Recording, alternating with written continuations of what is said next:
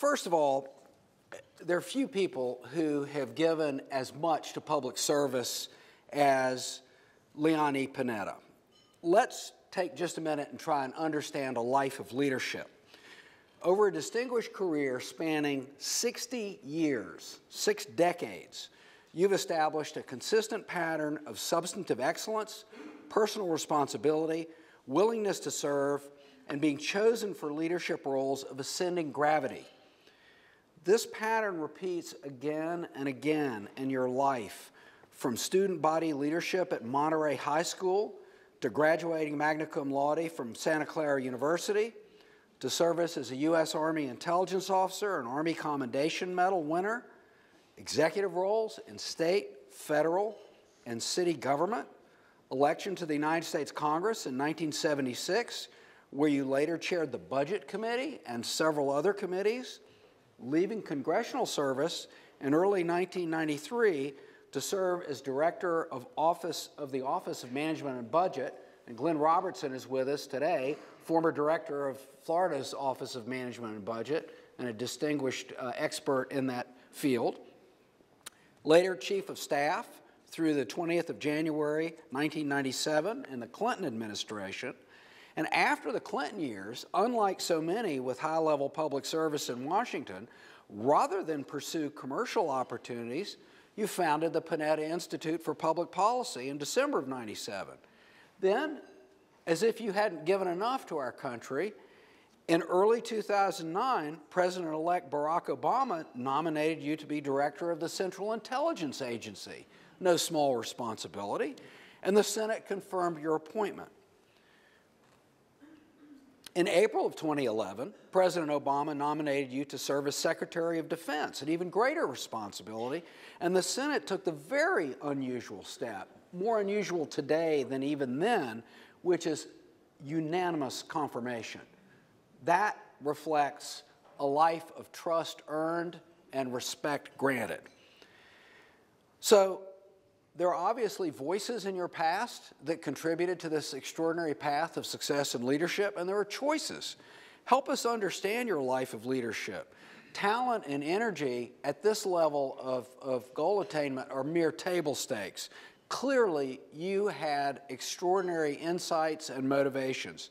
So whose voices did you listen to that helped you understand the opportunities and risks that life had to offer, and what did they share with you? I've had a long relationship with Florida, going back to Charlie Reed, who I think as you were close to, and Lon Giles, who was the Senate Chair of the Budget Committee at the time, all the way to Nike Vassell and Claude Pecker, a number of you may not remember those names, but it was a great delegation from Florida. So I'm really pleased to be with you and really enjoy groups like this that are willing to sit down and work together and listen to some of the issues that this country has to deal with. Look, I guess probably the most important is that I'm the son of Italian immigrants. My parents came to this country, like many of the mothers, in the early 30s. I can remember asking my dad why he traveled all of that distance to come to a strange land, really, even though they came from a poor area in Italy, they had the comfort of family and friends. And I never forgot my father's response, which was that my mother and he believed they could give their children a better life in this country. That, plainly, is the American dream, and I've had the opportunity really to live that dream. And my parents were obviously a huge influence in getting me to understand that I had to give something back to this country because of what the country did to my parents. My service in the military was really important because it was during a time when the grants was on, and I was dealing with people from across the country as a lieutenant, and the ability to have people from across the country work together on a common mission, know how to take an oath, that was really important to me to understand duty to country. And then lastly, of course, it was a young president who said, that's not what your country can do for you, but what you can do for your country. All of that inspired me to get involved in public service. And throughout that, I've had models that have been very important to me. I first worked for a Republican senator from California, a guy named Tom Kegel. And I will never forget him bringing us into his office and saying to us, so if you're going to be tempted by a lot of people in this town who try to influence you in order to influence me, but I want you to remember one thing, we're here because we serve the people of this country and the people of California. And another thing, remember when you get up in the morning, you have to look at yourself in the mirror. I never forgot that, because what he was saying is in every job you have, you've got to exercise integrity. So those are some of the voices that made a difference in my life. Thank you. And even with a life of accomplishment as extraordinary as yours, I'm guessing that like most human beings, you're not without capacity to err. And you probably made a mistake or two, just a small number, in the past 60 some odd years. Are there any of those mistakes that proved to be important learning experiences, and what did you take away from them? When I went back to be director of the Office for Civil Rights, I think it was in my early 70s. And I took that job, understanding that I was going to do the very best in the job I was in. And if anybody gave me any trouble, to hell with them. I expected that I would continue to try to do the right thing. There was a DNI, Director of National Intelligence. And part of the problem of being Director of National Intelligence is that even though you're supposed to just coordinate that responsibility, most DNIs want operational authority. Well, they don't have operational authority, but they always want it. And I had a person who was head of DNI who frankly wanted to take over the CIA and operate it.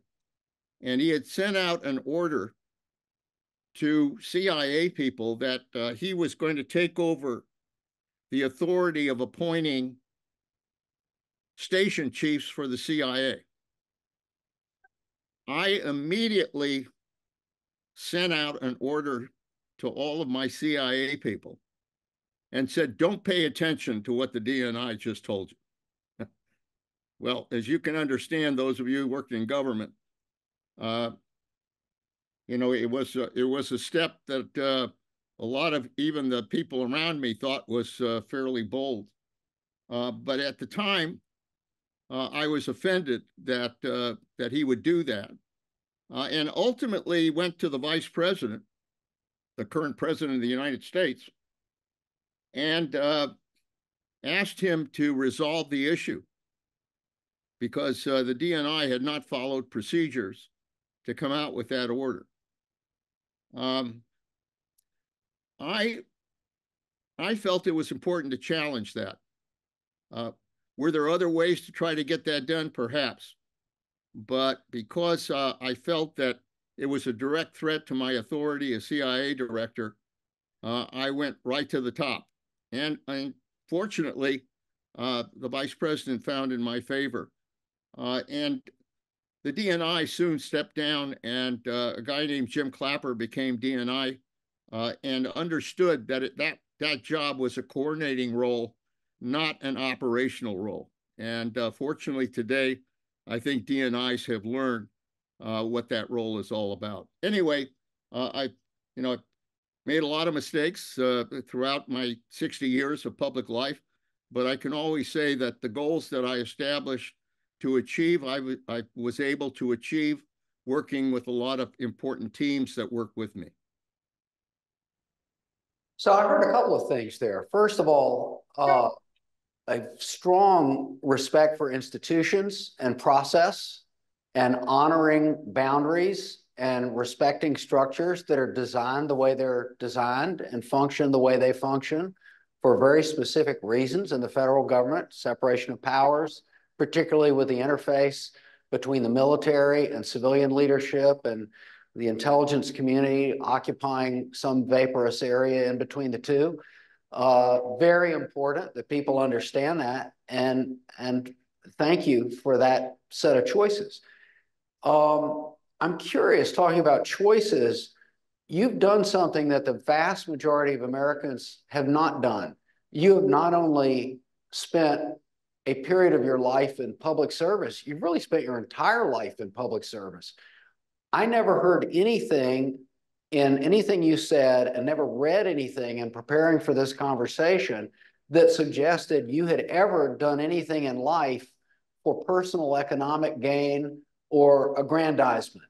Now, you're talking to the Economic Club of Florida. Even though this is a state capital and a university town, the vast majority of people in this room have spent their lives pursuing success and wealth in the private sector. You didn't do that. What went into that choice? Well, you know, I really felt it was important to give something back to the country. And frankly, what I'm trying to do here with the Panetta Institute is trying to develop a new generation of leaders for our country. And man, do we need a new and younger generation of leaders in this country.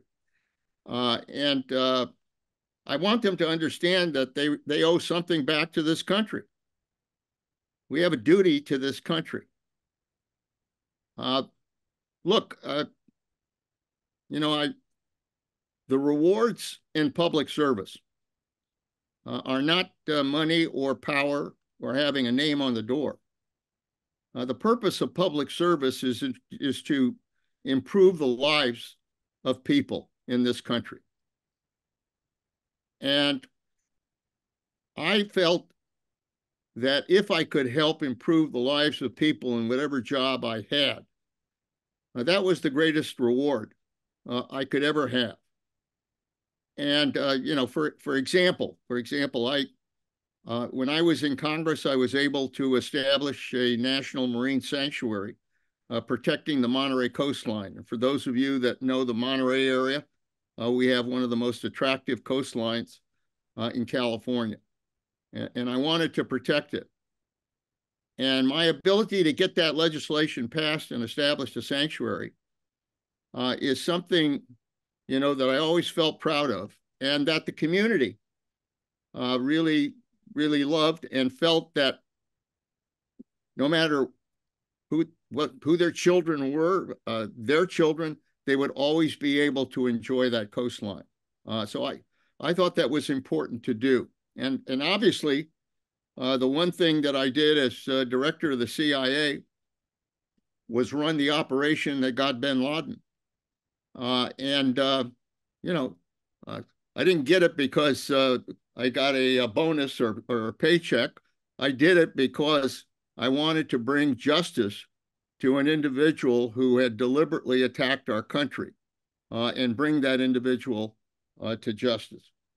And that was a rewarding experience to be able to do that. So I think the reward in public service is a reward that goes to the heart of what our democracy is all about, which is that all of us owe a duty to country. But by the way, you know, one of the things, and I'll be frank with all of you, one of the things I'm sensing in young people is that they don't have that same drive, that same sense of duty to country. You know that our recruitment levels are down now in the military, and that concerns me a great deal. I really think that looking to the future, what we really need to do with young people is establish a national service system that requires young people to serve this country in some capacity, whether it's in education or conservation or healthcare or the military, and give something back to the country.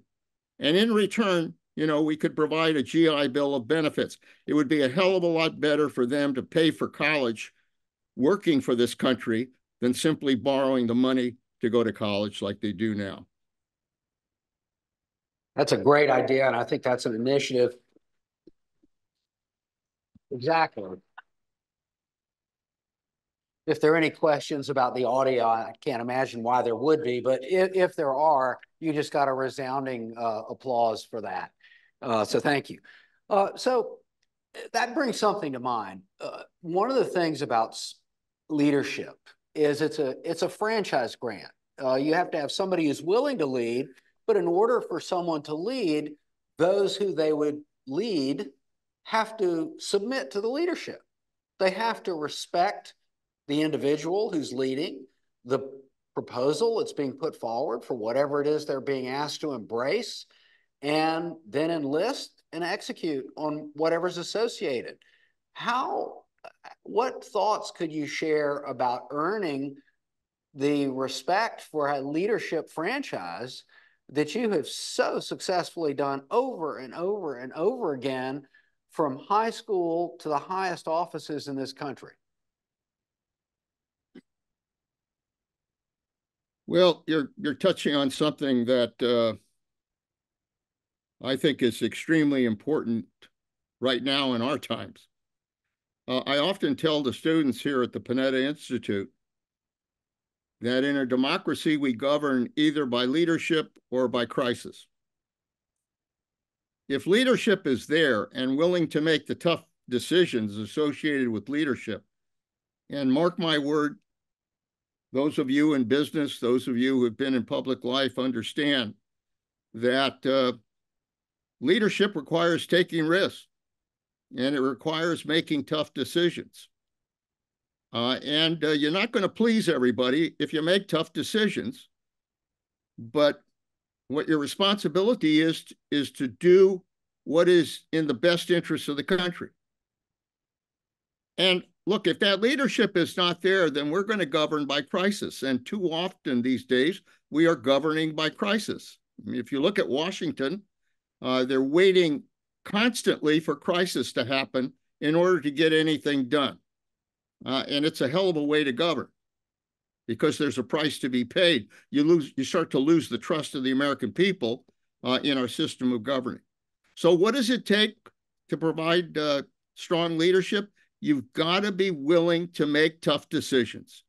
You've got to be willing to step up and do what is right. You can't be afraid of offending parts of your base or people that may be offended by what you do, because your responsibility is to govern and to try to be able to do what's right for this country.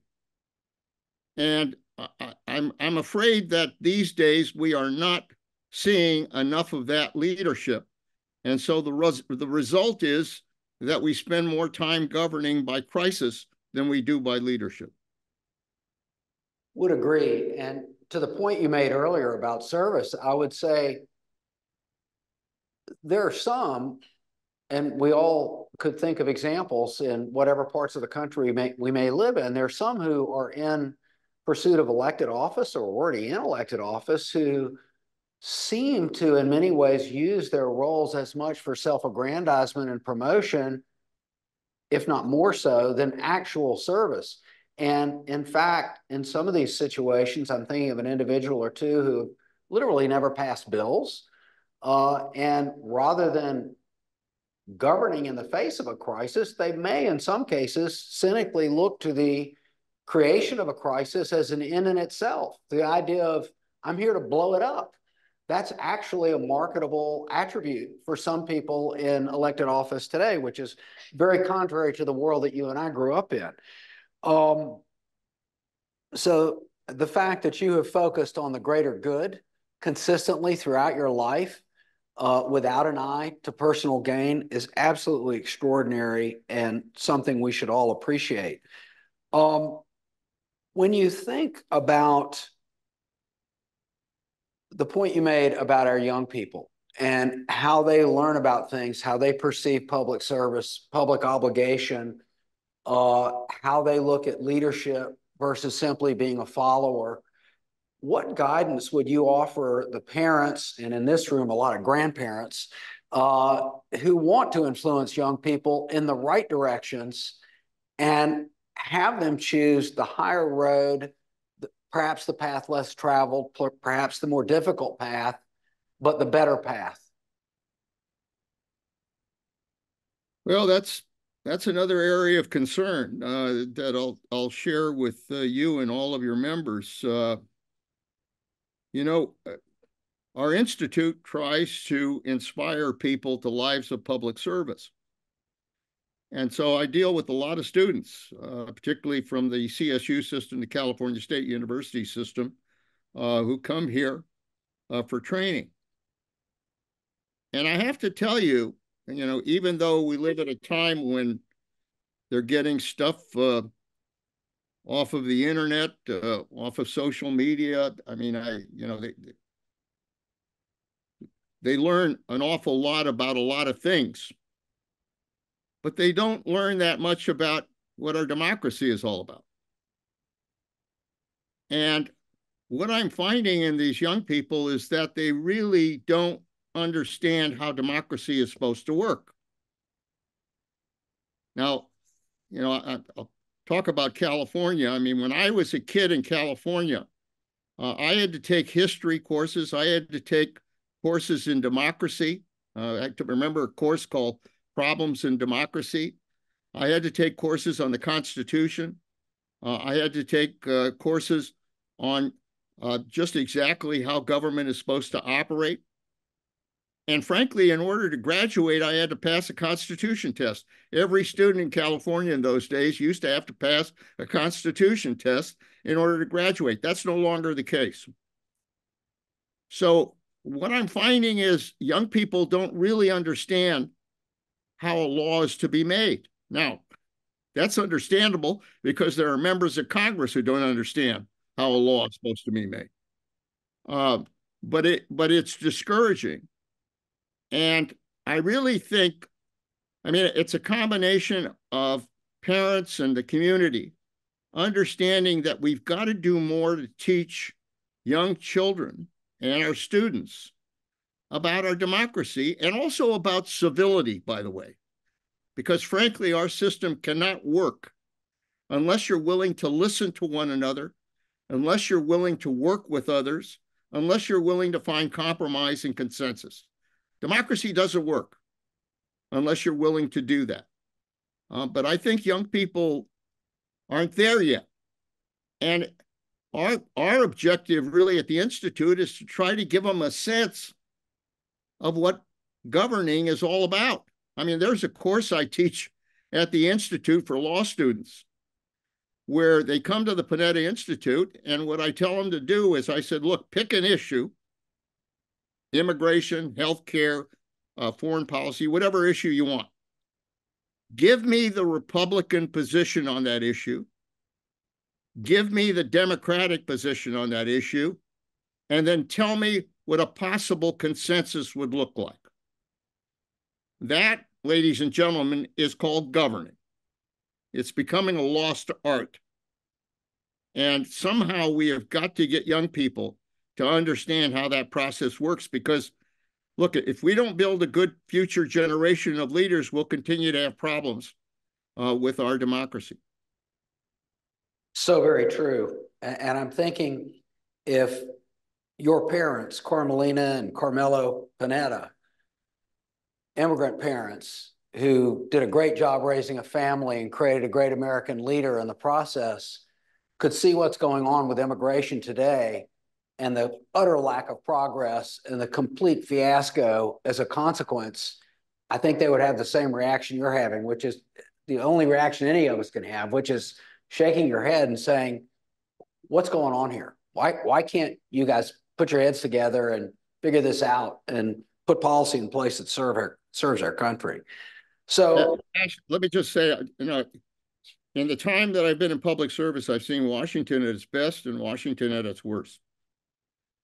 Right now, Washington is at its worst. I mean, when I was in Congress,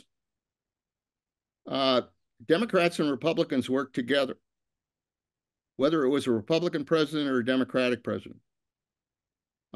During the Reagan administration, it was Democratic Congress.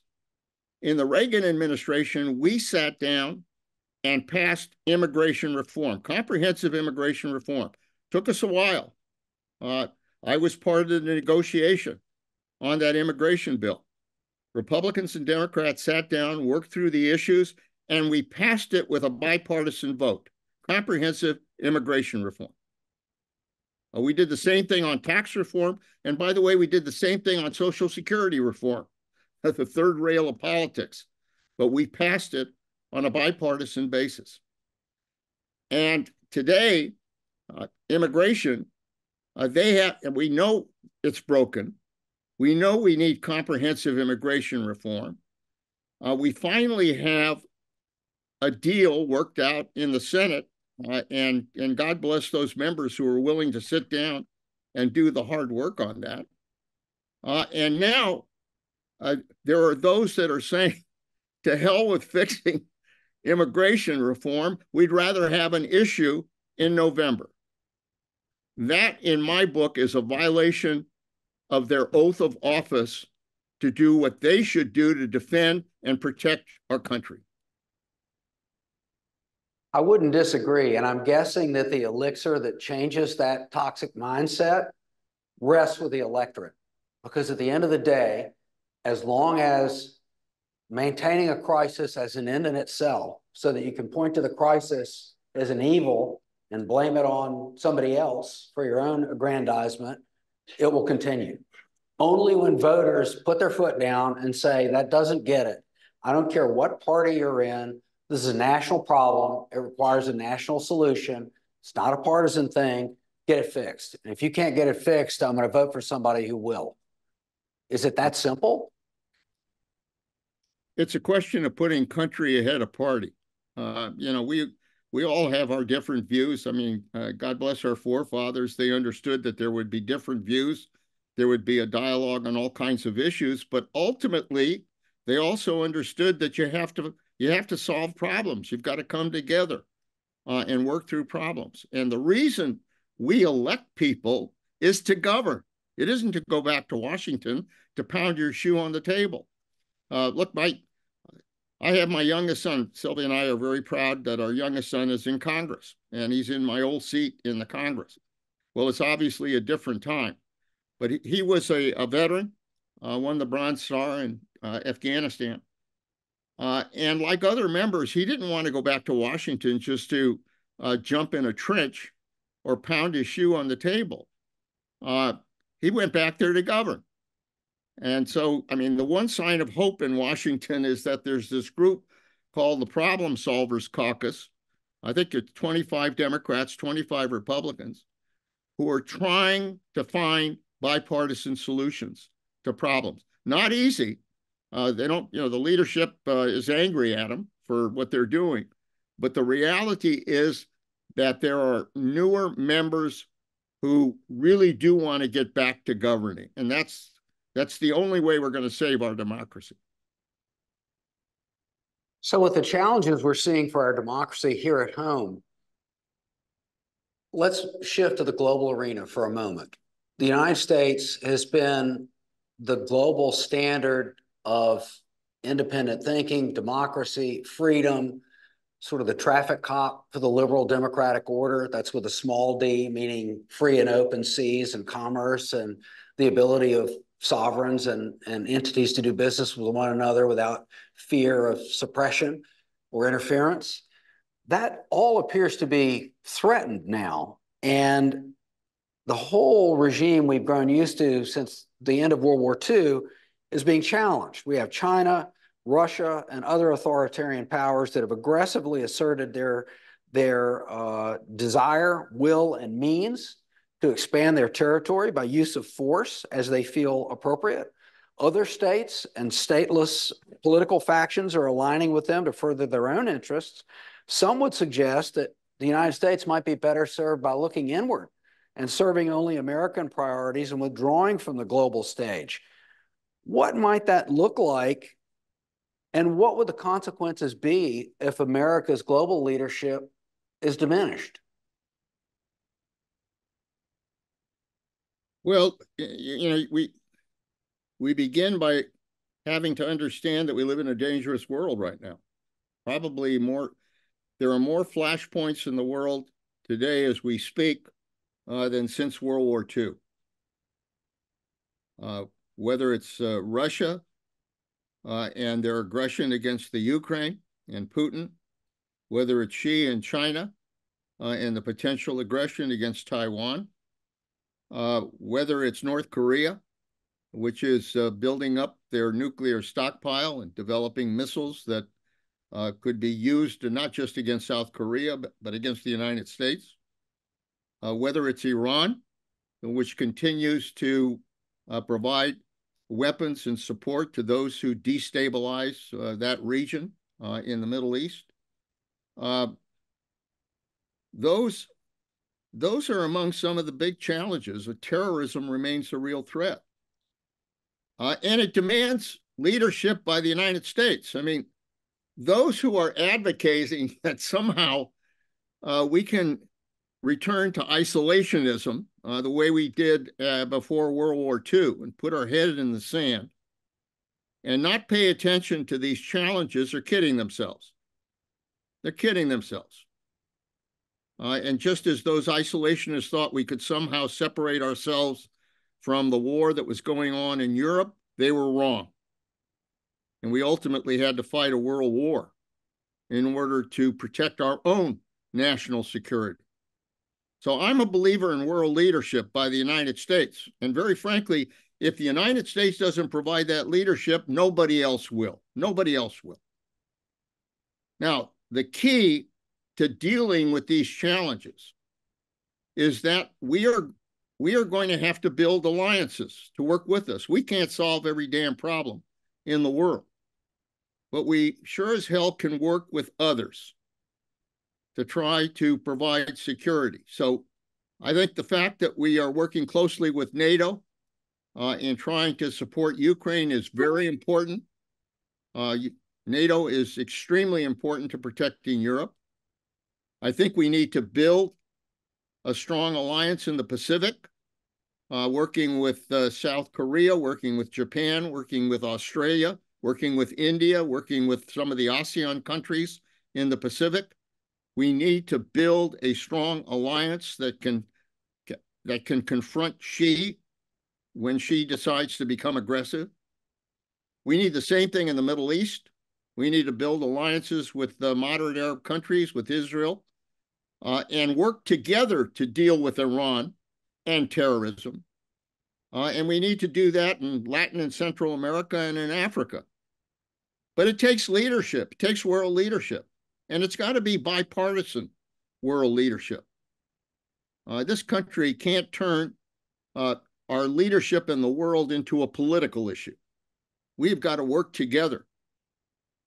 Ultimately, I'm convinced that we can do that. I really think the American people understand that we have to be strong. We're the ones that are going to have to protect our security. We're not going to be able to rely on others. We have got to protect our security working with others. And so it is very important today that we understand how important world leadership is, because make no mistake about it, we live in a world where autocrats are confronting democracies. And those autocrats are working together. They're sharing weapons. They're sharing efforts to try to work together. And democracies need to understand that we have to work together as well if we're going to be able ultimately to save democracy in the 21st century.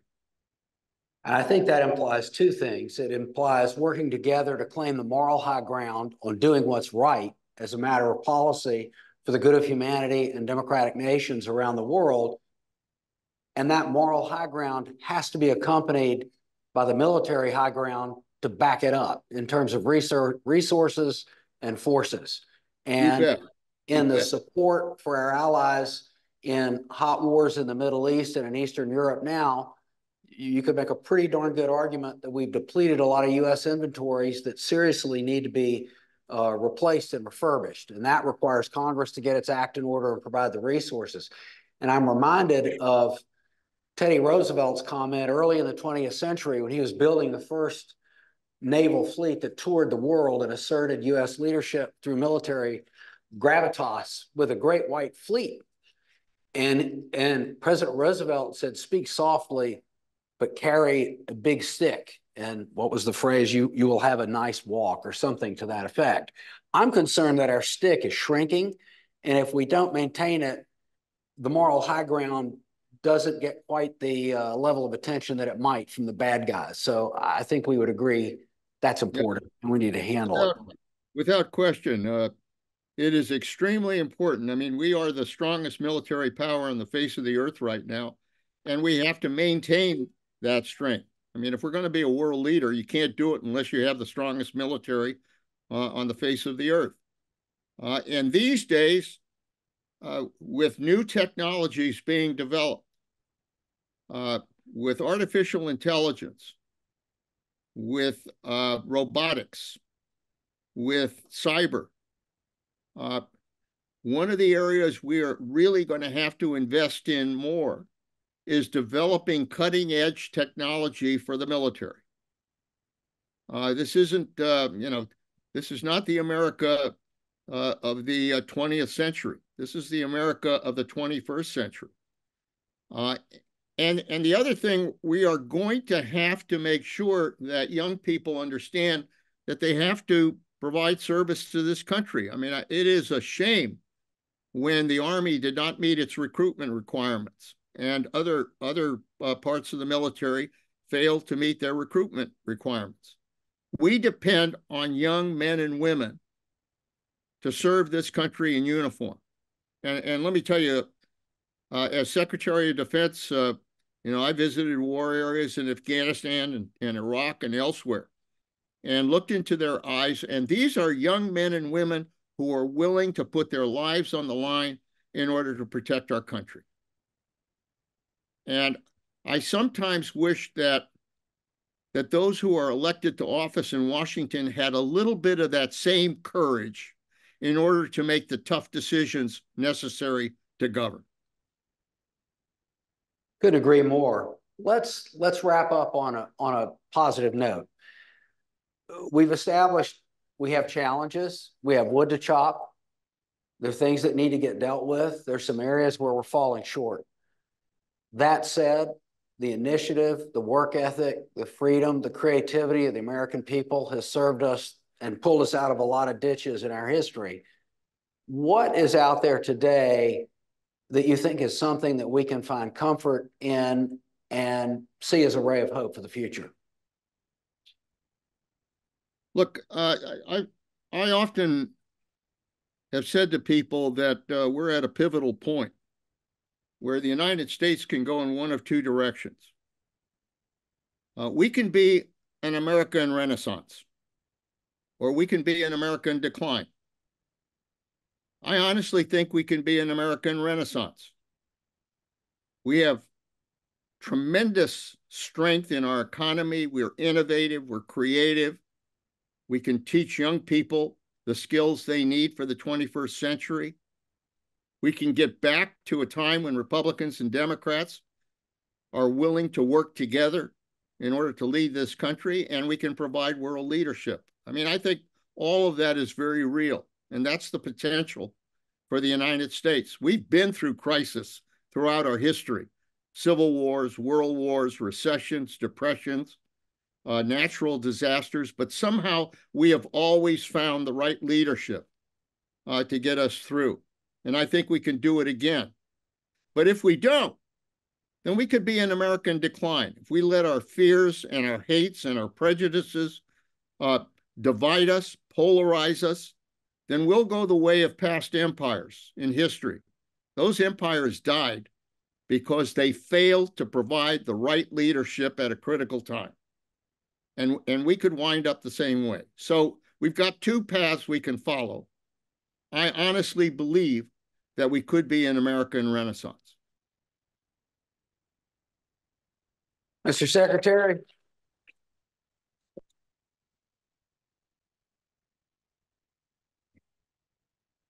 You've shared words for us to remember and values for us to live by. Thank you very much. And I want to share with everybody, Secretary Panetta is being inducted into the California Hall of Fame. Very appropriately, I'm sure you'll all agree. Thank you, Mr. Secretary. Thank you very much, Ash. Great to be with all of you. And one of these days, I'll get to Florida and be with you in person. Thank you. Thank you, Mr. Secretary. Thank you for sharing your thoughts.